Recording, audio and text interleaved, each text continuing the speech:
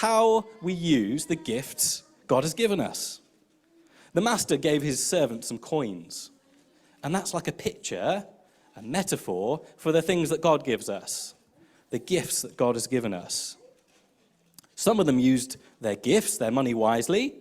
Some of them just stuck them in a hole and just tried to keep them safe, really. Wasn't prepared to take any risks, perhaps. I wonder what kind of things God has given us. I wonder what kind of gifts God has given us to use for his big family, to serve him, to serve those around us. Maybe you're an older brother. I'm an older brother. Wasn't always a very good older brother. But that meant that sometimes I could be an example to my younger sister, Lizzie. I'm glad she doesn't come here, because we've already got lots of Lizzies, haven't we? Goodness. Or maybe you're an example at school. Maybe you haven't got any brothers or sisters, that's fine. But you can be an example at school to other people in your class or in the younger classes. Maybe you've got a bit of pocket money now. Joss's tooth is about to fall out. He's about to discover that joyous time when some money arrives under his pillow. He's not listening right now. He's in an orange. That's fine. But we can start to decide what we're going to do with the money that God gives us. Or we can take our old clothes to charity shops, can't we? Share our toys when friends come round. Share Jesus' love for others in the playground, at school. Those who need God's love and help. I remember a time when I was kind of coming into teenagehood. Teenagers here. I wonder if you've ever noticed that you've started to help without being asked. Remember that time? Parents, that's a glorious time, isn't it? When children start helping without being asked. That is a real gift, isn't it? Gift to our parents, gift to our family. Some time and energy. When you're a teenager, you might think, I haven't got lots of money yet. I haven't been to university. I haven't got a house. I haven't got lots of money. I haven't got all these kind of things. But when you're a teenager, you've maybe got lots of time and lots of energy. And we can use that for our families, our friends. I guess for us, the passage leaves us with a question. The biggest question is, how are we going to use what God has given us? How are we going to use what God has given us? And I guess in order to answer that question, we've got to know what we've got. What have we got to start with? What have we got to start with? And in one sense, everything we've got is from God. Whether it's our bank account, the clothes on our back, the food in our cupboards, qualifications, time and energy, children, grandchildren, friends, family, everything. And we need to take time to reflect, maybe in quite a general way, to ask of ourselves, how am I using what God has given me? But sometimes we also think about specific things that God has given us, specific gifts God has equipped us with. So if you've got quite a general gift, perhaps, or a specific gift, what's the outcome? What are we going to do with it? God's gift to you at this time might be time itself. Maybe you've just retired, or you can't work for whatever reason. What are you going to do with that time? Are you going to turn that time into prayer,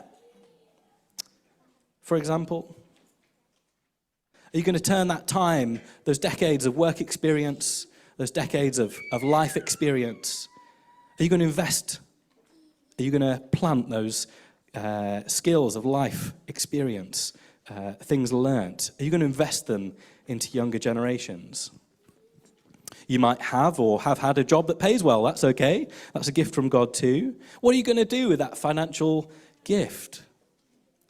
Or what about specific skills or qualifications? Bookkeeping, being handy, being musical or arty or sporty, being academic. I could keep going for a very long time. There's lots of different things. Even just in this room, the spread of skills and qualifications, things we're good at, things we've got, would go on for a very long time. There are so many things that we can do with what God has given us. They're not necessarily practical, physical things. They might be different. No matter what you might think of my musical skill, you may have seen me attempting to play drums. I was leading worship the other day. No matter what you might think of my musical skill, I've got grade 4 trumpet and a few snare drum lessons in year 2. That's it. Okay? I'm not a professional musician like Liz. I'm not grade 8 singer like Layla, or grade 7 piano like Layla. I have grade 4 trumpet. I haven't picked the thing up for years. I could probably get 3 notes out of it. But since the age of about 15 or 16, I started teaching myself bass guitar, and then I learnt 6-string guitar, and kind of just picked up some drums as I went along. And just threw myself into playing at church, playing at home. Probably spent too long playing at home, not enough time studying for my A-levels. But that's a different story. But now I'm in a place where I can contribute to some worship at church. I haven't got any grades, I've just got some experience, and I've thrown myself into it. God can use those things. God can multiply them and use them. He's more concerned with a heart that's willing to serve, a heart that's faithful. Some people's gift, I'm often very jealous of people who can just chat. Sometimes Martin is just chatting. I'm thinking, Martin, you haven't seen the time. Martin, do you know what meeting we've got to go to next? He's shaking his head. But actually, maybe sometimes we should be going to the next thing. That's fine. But Martin is a fantastic example to me. He cares deeply about us as a church. He cares deeply about people. And that's more important than turning up exactly at the right time for the next meeting. Some people are just great at chatting, and that is a fantastic gift. I'm trying to nurture in myself. That is a gift. So how are we going to use them? I think on the screen, I've got a list of kind of things that we kind of do at church, okay? Now, there's a kind of caveat to this, because I don't want it to appear like we're too kind of program-centric or kind of ministry-orientated. Alan's panicking. He's coming. No? Never mind. Don't worry. I'll list it. Here we go. Hold on to your socks. We've got a youth group, Sunday morning, Thursday evenings. Don't worry, Alan. I'm not sure it's through. Kids' church, Sunday morning. Messy church, occasionally. Tiddlers on Thursday. That's a midweek parents and carers group for tots. Maintaining and cleaning our buildings. Maintaining our grounds and our gardens. Musical worship. Our technology, our AV, our PA, our Zoom operation, Body and Soul with Liz, Alpha with Paul, Tuesday Together, PCC, welcoming, community cafe, food bank, home groups, hospitality, drinks and biscuits, share the feast, safeguarding, treasury, bookkeeping, website, social media, healing on the streets, preparing for communion, moving chairs, men's breakfast. That's a big old list, isn't it? There's probably some others I've forgotten. That's fine. And that's just within these kind of 4 walls, if you like.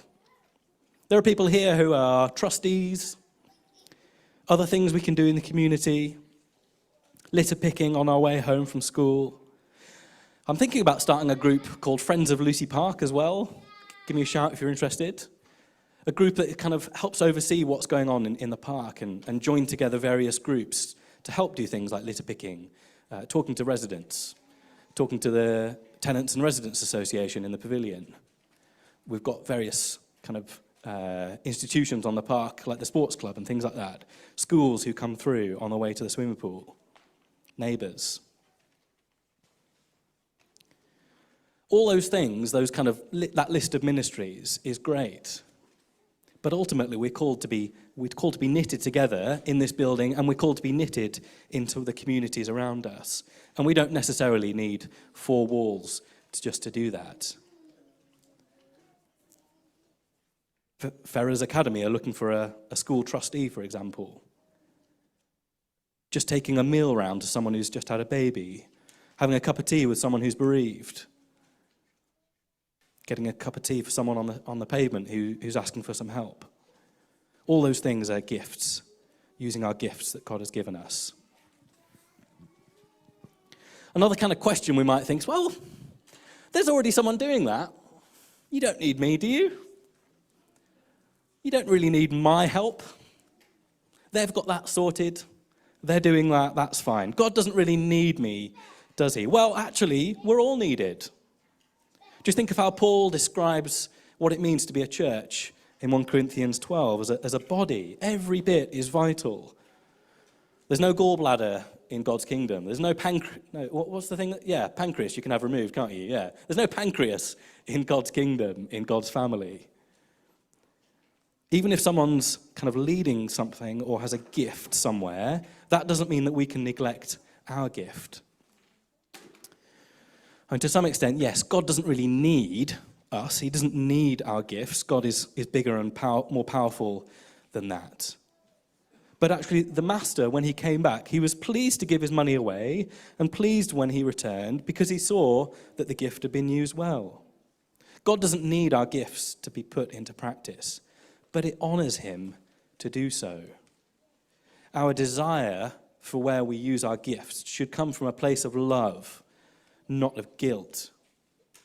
As I grew up, I understood more and more of my parents' love for me, and that meant more and more I wanted to help them, to listen to them, to serve them out of a place of love and gratitude for what they've done for me, not out of a sense of guilt or duty.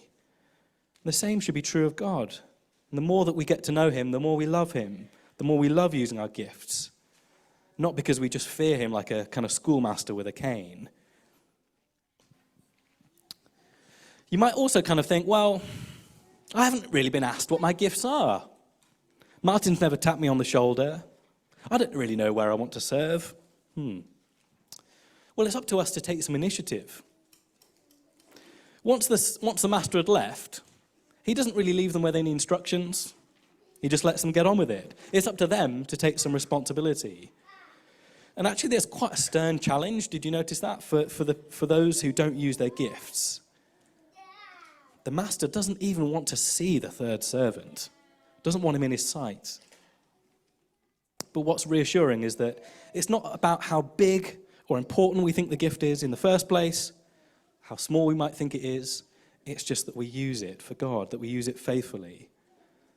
The master was grateful, just as grateful, to the servant who had 2 coins and used them well, as he was to the servant who he gave 5 to. It was the process of using the coins, in the process of using them, that they multiplied. Or you might think, I've been doing this job since before you were born, Chris. Been leading this ministry, serving in this way since before you were born. I know what God has asked of me, and I've been doing it faithfully. That is excellent. But my challenge to you is this. If you're leading something or heading it up, who's following you? Who are you discipling? Who's going to take over when the time is right, for whatever reason? If you're wondering whether to get involved, but somebody already leads something, maybe ask that person anyway. In most team sports, if someone gets injured or they can't play for whatever reason, the team doesn't just say, forget it, don't worry. Who needs a goalie? That would be bonkers, wouldn't it? You have a substitute goalie, he plays. If he gets injured, John Terry steps in and he plays. Even though he's a defender, he's not a goalie. John Terry comes in and plays goalie. I remember that time. I don't know if anyone else does. Next man up. Someone gets injured, next man up. They get injured, next man up. All one. Someone can't play, next person. All sorts of things can happen at any time that mean we can't contribute as we used to. Who's the next man or woman up behind you? Final thought. Comparison. We might look at other people's gifts, be tempted to compare our gifts to someone else. They're doing lots in the community. I'm stuck at work trying to pay bills, trying to pull the kids apart. I wish I was young like them, with so much more energy.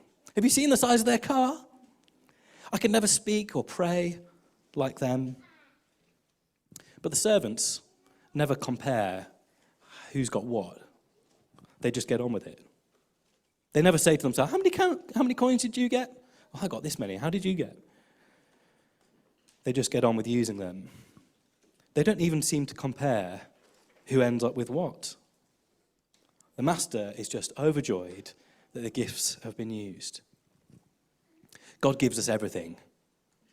And he gives us specific gifts as well as general things, everything in our lives. But it's up to us to discern, to use them for God's glory, to serve him, to serve his kingdom, to serve each other.